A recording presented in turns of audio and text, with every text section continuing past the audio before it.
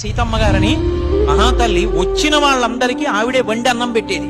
ఆఖరికి ఆవిడ పరిస్థితి ఎక్కడికి వెళ్ళిపోయిందంటే వచ్చిన వాళ్ళందరికీ అన్నం పెట్టి పెట్టి పెట్టి పెట్టి వాళ్ళకి అన్నం తినడానికి లేకుండా పోయింది. ఆ దంపతి భర్త గారు అన్నాడు, ఎందుకే ఇంకా అన్నదానం చేస్తావు, మనకి కూడా తినడానికి లేదే, వచ్చి తలుపు కొడితే సిగ్గేస్తోంది, పెట్టడమా మానవు, ఇంత అన్నం పప్పు అయినా పెడతావని. ఏమండి, నేను నిస్వార్థంగా పెట్టినప్పుడు, పెట్టినవాడు తింటున్నప్పుడు శ్రీ మహావిష్ణువే తింటున్నాడని నమ్మి పెట్టాను. ఎవరిని నమ్మి నేను పెట్టానో వాడు పెట్టే చేతిని ఎందుకు నరికేస్తాడండి, వాడే పెడతాడు, పెడతానని పెట్టింది.